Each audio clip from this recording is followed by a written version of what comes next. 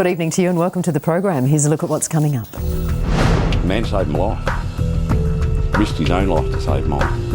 You can get it done in Thailand for half the price. I just couldn't believe the calibre of surgeons and the hygiene, everything. I was just like, wow. Well, just before we go to our first story, take a look at this. It might be one taxi you'd want to avoid. This was captured by Metro Holden's security cameras just near our studios here on Port Road last weekend. A taxi losing control and crashing into the front of Holden's showroom.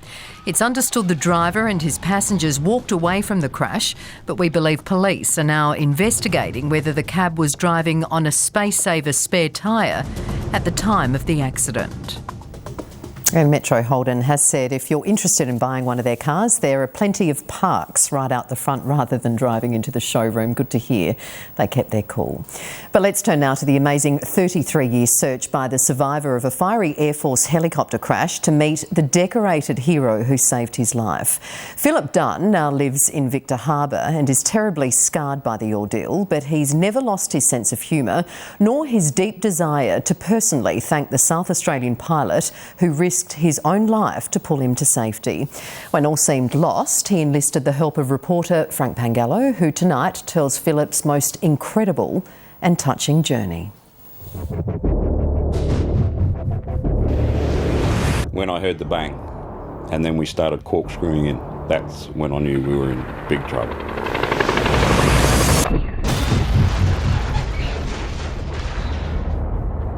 I then saw there were people trapped in various places. The aircraft had started to burn.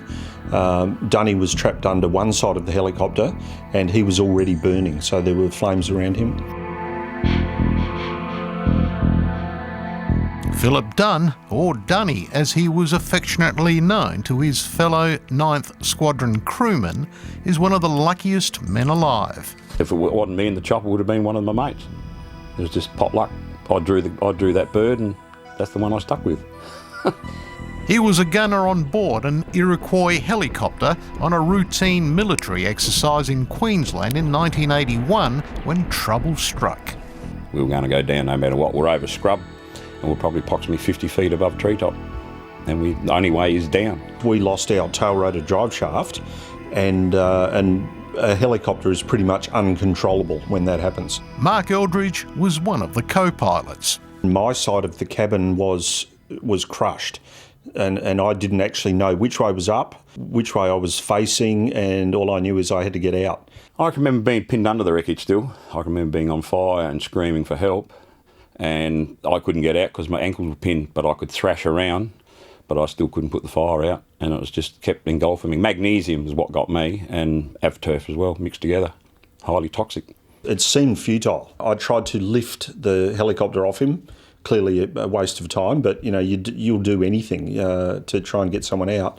I grabbed him by the shoulders, I think I grabbed him by his harness and pulled several times, and then the flames would sort of leap up and you'd go back in and try again. I thought this is the end of life now, no more living. But Mark Eldridge and the chopper's captain, Wayne Bowen, managed to get Dunny and another of the trapped crew out with seconds to spare. The chopper was incinerated and they couldn't save one of the crewmen killed on impact. It wouldn't have taken many more seconds of him being there before he was going to die, so it was pretty miraculous.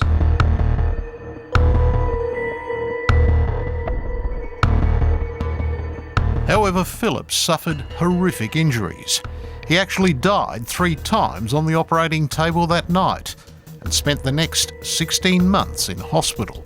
The pain sort of wasn't there because it was so bad. I suffered 40% burns full thickness with half a backbone shaved off, a smashed right collarbone, smashed arm, lost a little finger on the right hand side, smashed left ankle, punctured left hip where a bolt had gone through into the bone.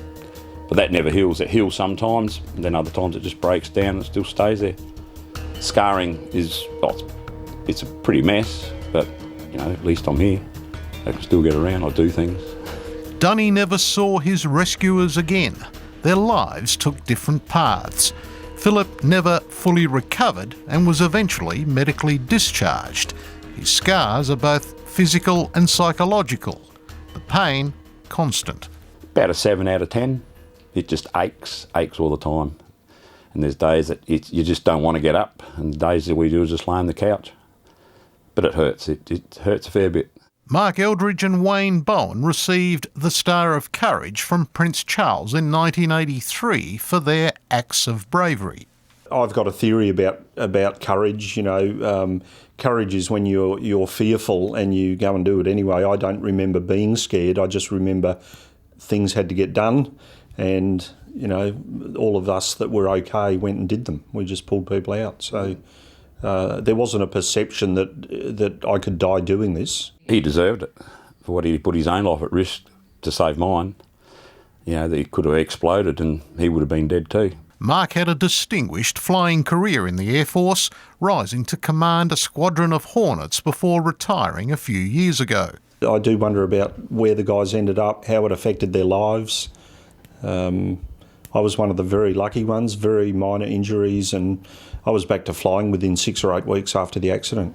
Dunn spent 13 years fighting for compensation. He got nowhere near what he endured.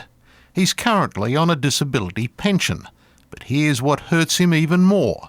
The Commonwealth refuses to give him a total and permanent impairment pension because, would you believe, his injuries are not bad enough. It's the stage where you push and push and you ask and you ask and you ask, and they just keep putting it off and off, and you just give up in the end. It just gets to you and you think, oh, well, can't be bothered anymore. It's just not worth the agony of waiting and knowing whether you're going to get a phone call or not. So you let it go and just happy with what I got.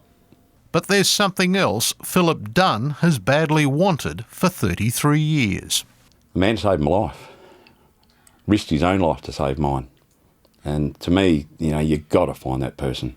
You've got to have the nous to go up and say, well, thank you. It's because of you I'm still here and I'm still living and still do things I want to do. And it's a gut-wrencher. Dunn contacted Today Tonight for help. It took us lots of calls, emails and letters, but we eventually tracked down Mark Eldridge while visiting his mother in Adelaide on a bike ride raising money for Beyond Blue. I just find it amazing that he's been on this quest for so long. It's quite touching. That's where we arranged the reunion. Here he is. How are you? Good to see you. Buddy. Wow. Long time. Wow. Jesus Christ. Goodness me. Finally got to see you again. Yeah. Wow. Thanks for doing this. Oh, mate, I've been trying for years. Yeah, I heard. Yeah, it's been a long time. Yeah, you're looking very well. I managed. Particularly based on how you look when I last saw you. Burned. Yeah. It was a relief, but by hell I was scared. Absolutely frightened to see him. But it was just, I didn't know how to react in front of him. And I think he got the results I thought I would. And it was just, we just held one another. He's such a bubbly, fun-loving guy. He hasn't given up on life. You know, a lot of people could in his circumstances, and yet he's got this great sense of humour that he, you know, had back then. Well, there's one thing I'd like to say to you, Frank. It'd be thank you for what you've gone and done for me over 4 years. It means a lot to me. It's obviously you've put a lot of time and effort into this to find Mark Eldridge, who actually pulled me out of the chopper. And to me, I can't thank you enough for it. I'm muchly appreciated, and so is my family. Thank you very much. Thank you for everything you've done for me, and thanks for saving my life, mate. You're welcome. It's unbelievable. I'm glad we've found you and caught you again. Yeah. Thank you. Sit on your Dunny. Just so special, isn't it? And don't forget to buy your poppy to commemorate Remembrance Day. That's on Tuesday.